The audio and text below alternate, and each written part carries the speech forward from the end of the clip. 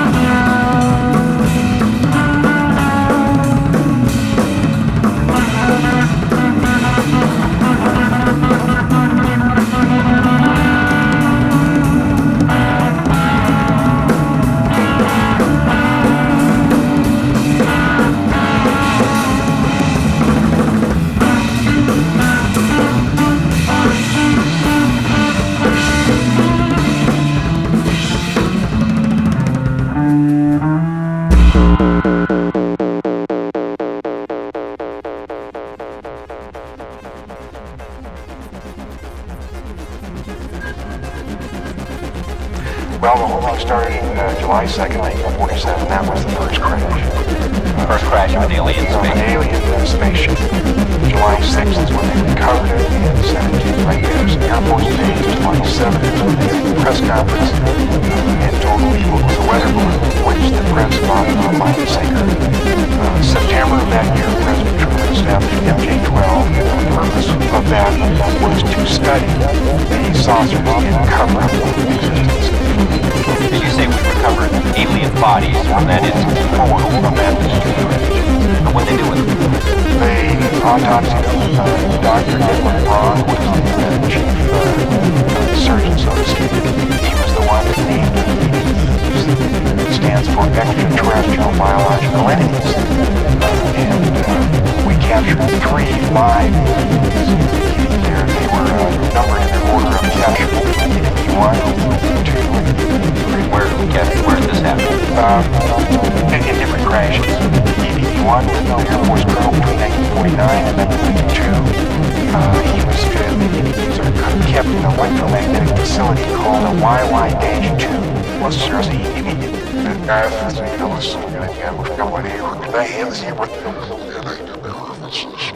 they're at least 500,000 years advanced from us, and probably more.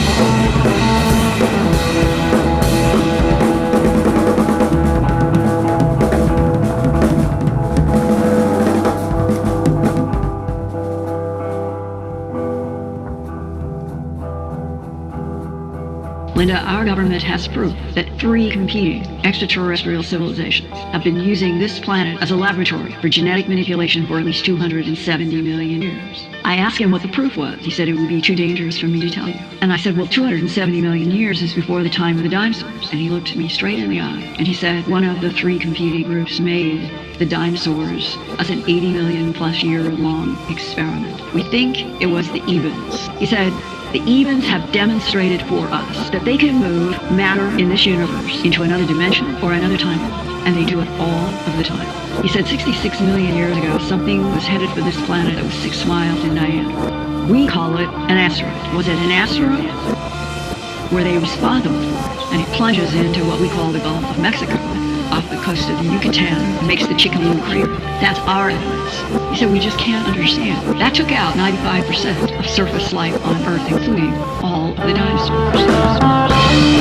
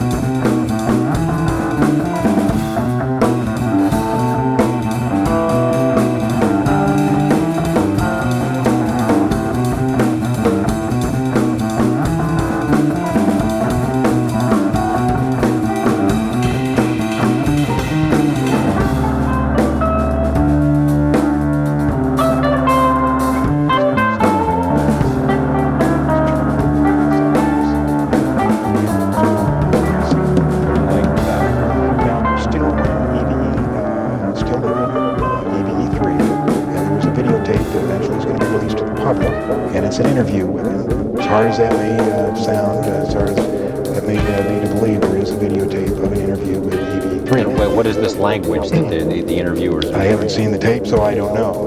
But on this trip I told you I took gathering all this information, a guy in Albuquerque handed me 25 secret CIA memos. And if anything can be humorous in all of this, one of these memos, in the body of the text, it said, by the way, EVE3 wants to see the ocean. We better make the arrangements or he'll disappear again. So while he couldn't get out of this facility, he could make himself disappear and cause him a lot of trouble. Now, can they exist among us? Is that what you're saying, or do they have to have a special environment? They have special environment, special air. It's my understanding they can only last about 20 minutes in this air. You were saying also these gray ones are the ones that we see most of the time, and you said that that there are a lot of different motives for them being here. The gray ones, what kind of a deal we got going with them? Is that the bunch that you suggest we've made a deal with for military technology? I think we made a deal with them, and their ultimate, what they want to do is regenerate their own race. Now, apparently they've either had some kind of nuclear accident or they're on the backside of a evolutionary genetic curve, and they're going downhill instead of uphill. In other words, in the autopsies, which I have two, we found out that their digestive system is atrophied. They can't eat through their mouth anymore. You know how they eat? Well, these cattle mutilations, they take the liver fluids from those cattle and they spread it on their skin, and their skin absorbs nutrients and then excretes the waste. And if you read Whitley Strieber's book or listen to him talk, he talks about when he's seen them doing this to their skin. They're scraping the waste over.